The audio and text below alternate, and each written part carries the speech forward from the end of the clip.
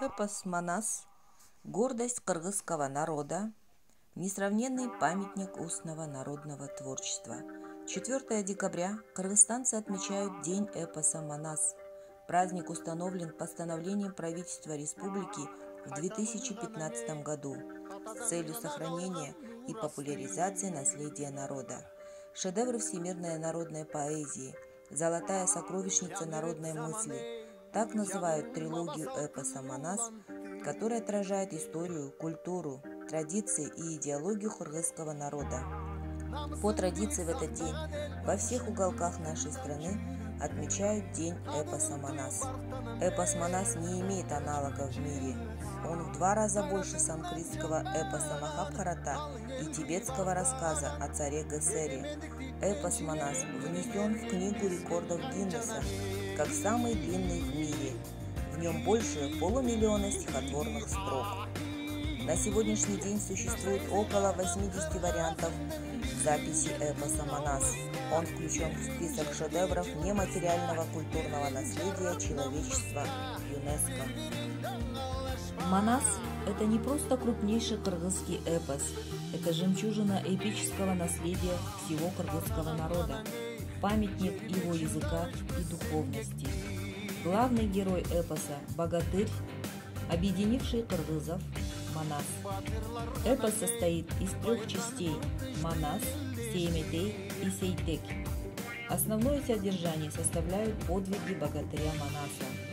Произведение представляет собой героическую эпопею, повествует о жизни и борьбе кочевого кыргызского народа за независимость, установление своей государственности, особенностях культуры, быта, образования и других сторонах жизни. Эпос пронизан темой защиты добра от зла, человечности и гуманизма, терпимости и дружбы, самосовершенствования и любви к ближнему.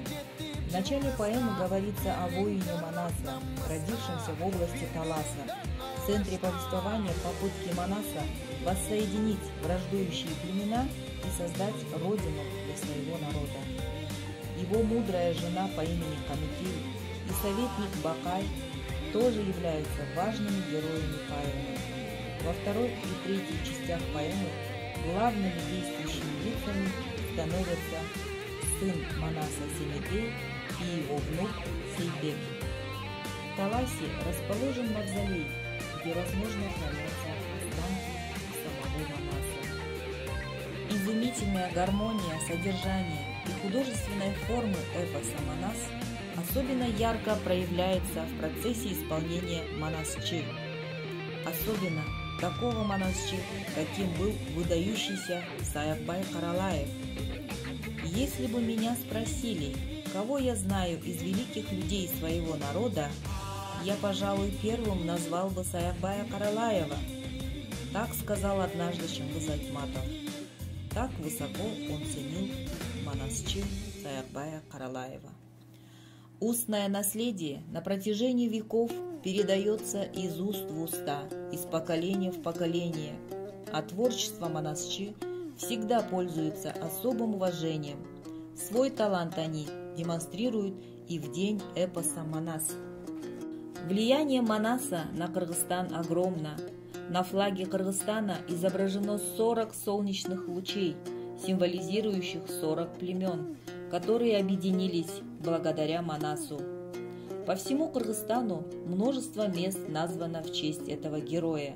От международного аэропорта Манас до проспекта Манаса и Кыргызско-турецкого университета Манас в Бишкеке.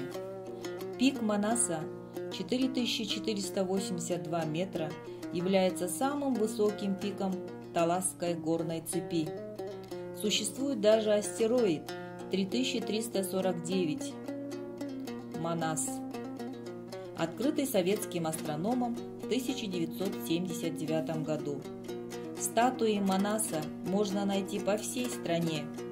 Рядом с официальным флагштоком на площади Алато находится еще одна статуя Манаса, подтверждающая его роль в становлении кыргызской государственности.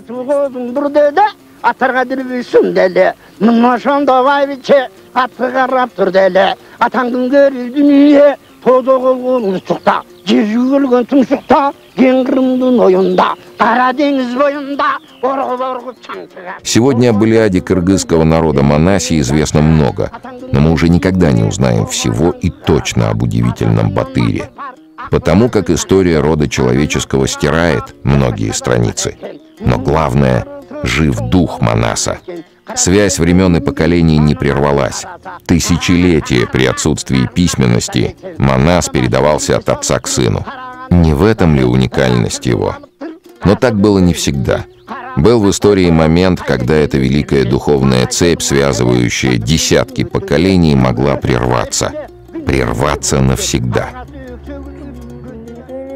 Күн мезгили келиптир, айдан ай өтүп, ай мезгили келиптир. Ошол кезде Эрманас жетиге жашы толуптур. Мунун кулуна ата чоң жинди, бокугун жапжаш баланын шерекенин ким билди. Бала чачуркап шашкан жок, бишке чыга келгенче бериң Манас пыскан жок. Чакырган аты чоң жинди, мунун үчүн Манас атын ким билди. 8ге жашы келгенде күйлүп турган жок болду. Гүлдү кыргыз ичинде мындай тентек жок болду. Кары келип кырмаса, чаңырып балдар чыркырат. Каттуулукка чыдабай, көзүнүн жашы буркурат. 40 баланын 40 үйдөн Манас бир күнү жыйнап алыптыр. Чоң Алтайдын талага чогултуп боюн салыптыр. Кара Кытай Манжудан 80 бала барыптыр. Сиз көрсөтүп 40-ына сиз тендешип калып. Справка. Манас — киргизский народный эпос, названный по имени главного героя. Время создания точно не установлено. Согласно гипотезе Ауэзова, эпос был создан не ранее 840 года нашей эры. Эта дата вытекает из центрального эпизода, посвященного походу против Уйгурского царства. В нем отразились события IX и X веков, то есть периода киргизского великодержавия, когда киргизы были многочисленным и могущественным народом. Исходя из того, что в 840 году киргизы покорили Уйгурское царство и взяли его центральный город Бейтин, Ауэзов высказал предположение, что умерший в 847 году покоритель этого города и есть Манас. Первые песни поэмы о Манасе созданы в год смерти этого исторического героя, как того требовал обычай. Увы, но история не сохранила имен полководцев или, как тогда называли кыргызских ханов, Ажо. Поэтому, возможно, имя реального героя было иным.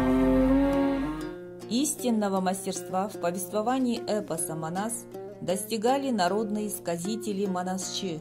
Они часами могут рассказывать увлекательные истории о великом герое Манасе и его подвигах. У каждого манасчи свой собственный стиль изложения. По мнению исследователя и ученого Чокана Валиханова, эпос Манас можно рассматривать как настоящую энциклопедию кыргызского народа. Великий писатель кыргызского народа Чингиз Айтматов сказал так: «Мы уверены, пока век сменяется веком, пока эпоха следует за эпохой, пока жив будет кыргызский народ и все человечество, эпос Манас будет жить, как сияющая вершина дерзновенного древнекыргызского духа».